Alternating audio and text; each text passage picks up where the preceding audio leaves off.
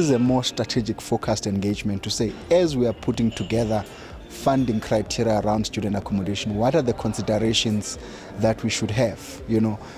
Oftentimes we sit as Nsfas and many other public institutions, we make these policy considerations without really considering inputs from, let's say, the private sector.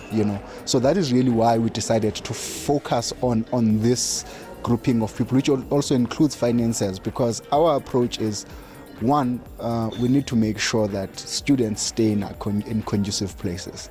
But two, if you are going to regulate the places that students should stay in, already we are working with an environment where there's already a shortage of beds. Now you can imagine when you then start saying some of these do not meet the standards, that you're even shrinking that capacity further. Hence we then have to be interested in making sure that there is increase in capacity.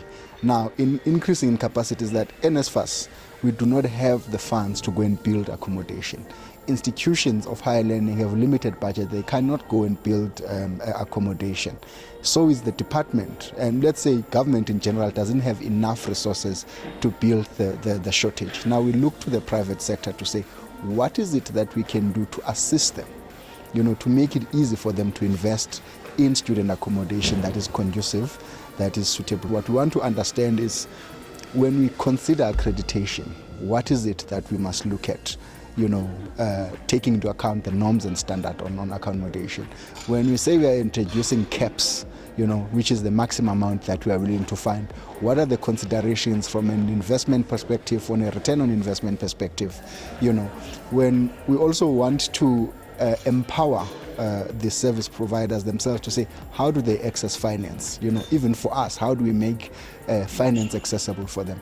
Of course, these are not exhaustive topics around student accommodation, but for starters, we decided that we need to focus on this. I've been here for the last couple of days, and I must say that it's been a very, very successful conference. And I really want to take this opportunity to commend Nsfas for really rising up to the occasion and rising up to the challenge. The humble plea is that communication is key. If there are systemic challenges, administrative challenges, make us aware as SAPCO. We are an interest body that is there to support institutions, and we make things happen. In part of our structures, we have the peer review and support committees, where deputy principals serve. As implementers, we are able to say to them, these are the challenges, and run with them. Mr. Mashifane, there is a lot of entrepreneurs in the room who are wanting to know that from a bank perspective, what do banks look for in financing student accommodation transitions? So what do we look for? The first thing is develop a track record and experience. And I have to stress this, it is very important. Development and conversion risk has to be assessed. Timeous delivery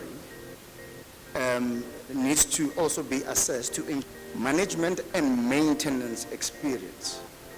It is very critical, because if you haven't been exposed to managing student accommodation, we are going to have the most unhappy stakeholder, which is the student.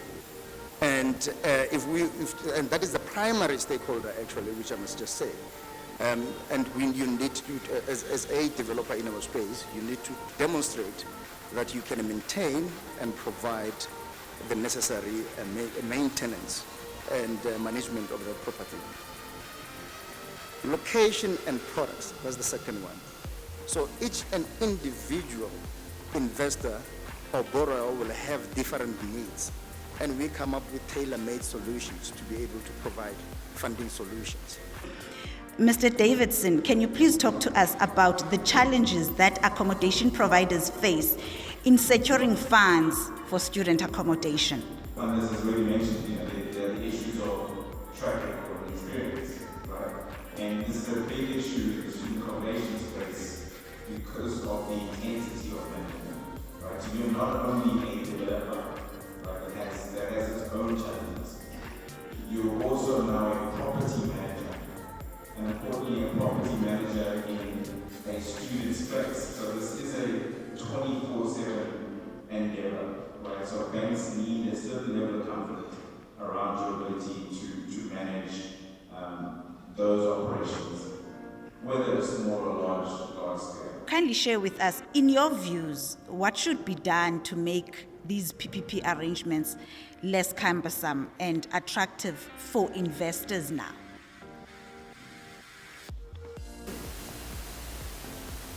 I think the most critical part is to try and bridge the gap between Nsfas, the government, and the bankers, that the comfort is given that us as the developer will have sustainable income into the future that is backed by the sector, being the students using our developers. My whole thoughts about the whole summit, first of all, great initiative. I really enjoyed the fact that they included all the role players, including ourselves as students, because it's very important for us to represent our students as we are literally the people on the ground.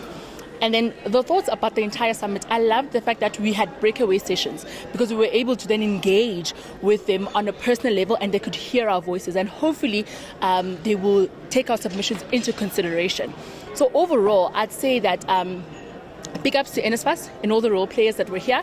Really enjoyed the whole summit, and I really feel like we tried our best to represent our students and what they need. We spoke about various things in our breakaway sessions, specifically things of guidelines, policies, and measures being implemented, or rather being sent out to all stakeholders in time so all stakeholders can prepare themselves. So I'm hoping that in the coming year, everything will be finalized before 2023 rather.